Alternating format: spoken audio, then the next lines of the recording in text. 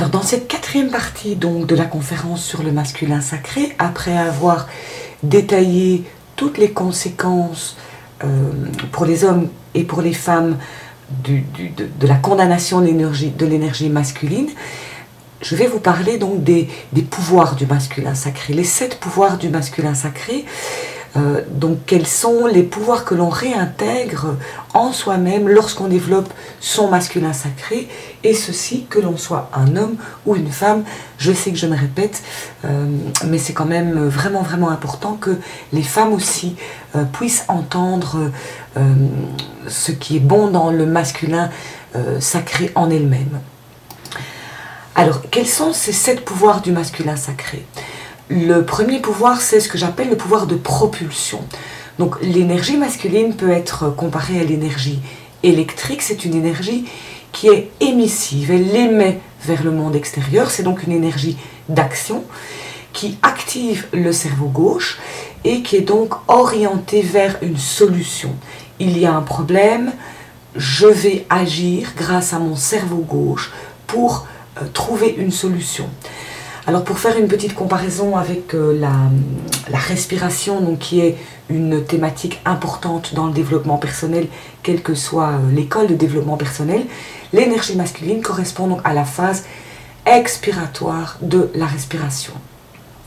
Donc premier pouvoir, le pouvoir de propulsion. Le deuxième pouvoir du masculin sacré, c'est le pouvoir de décision, le pouvoir de faire des choix en dehors du jugement extérieur. Donc devenir son propre juge pour prendre ses propres décisions en fonction de la solution que nous souhaitons donner à la problématique. Le troisième pouvoir du masculin sacré, c'est le pouvoir de transformation. C'est-à-dire que le masculin sacré est là pour bousculer ce qui stagne. Alors que le féminin sacré aurait tendance à garder, à englober, à maintenir un cocon protecteur autour de ce qui est, le masculin sacré va dire, bon, ok, tout ça c'est très joli et très confortable, ce qu'il y a à l'intérieur du nid, mais tout ça, ça stagne, il faut bouger, il faut évoluer. Donc le pouvoir de transformation du masculin sacré donne un moteur d'expansion. Ça permet justement d'évoluer et d'apporter de nouvelles choses et de transformer la réalité pour la rendre plus positive et plus belle. Le quatrième pouvoir du masculin sacré est le pouvoir des limites. C'est pouvoir stopper les abus. Donc dans la première ou la deuxième partie de la conférence, je parlais du fait que le masculin négatif a comme conséquence l'abus de pouvoir. Et aujourd'hui, nous sommes vraiment à un moment où tous ceux en tout cas qui font un chemin de travail personnel souhaitent ne plus être dans cette énergie d'abus de pouvoir, dans cette énergie de dominant-dominé, mais plutôt dans des relations gagnant-gagnant. À tous les niveaux, hein, je parle du niveau homme-femme, mais du niveau parent-enfant, du niveau patron, employé, entre collègues, en tant que consommateur par rapport à un produit. Donc nous sommes vraiment dans une recherche de relations gagnant-gagnant. Pour arriver à atteindre cet état de relation gagnant-gagnant, il faut avoir développé en soi le pouvoir de mettre des limites qui stoppent l'abus.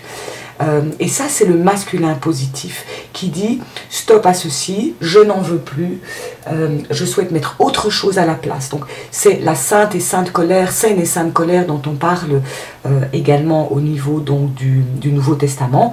Hein, Jésus qui dit aux marchands du temple « non, cette énergie-là ne correspond plus, l'énergie du commerce ne correspond pas à l'énergie spirituelle du temple » et il dit « stop ».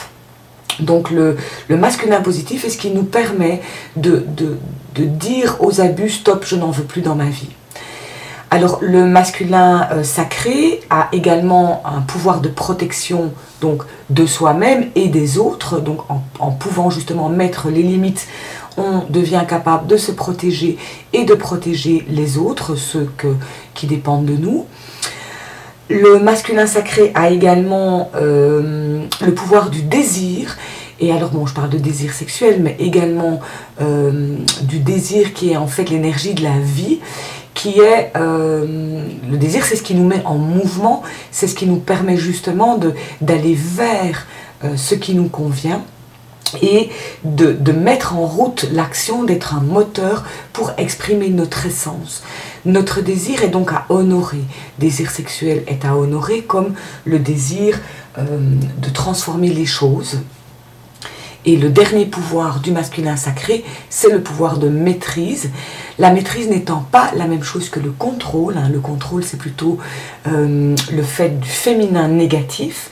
Le pouvoir de maîtrise, c'est vraiment le fait de parvenir à être dans la gestion saine de tous ses pouvoirs. Donc le fait de ne pas aller dans les excès, mais d'être vraiment dans l'unification de tous ces pouvoirs, donc de ces 6 autres pouvoirs, propulsion, décision, transformation, limite, protection et désir, pour que notre empreinte sur le monde soit une empreinte positive. Et donc la maîtrise concerne aussi notre pouvoir pour ne pas être dans l'abus de pouvoir et donc être dans vraiment quelque chose qui est dans le respect de l'autre et le respect du monde qui nous entoure.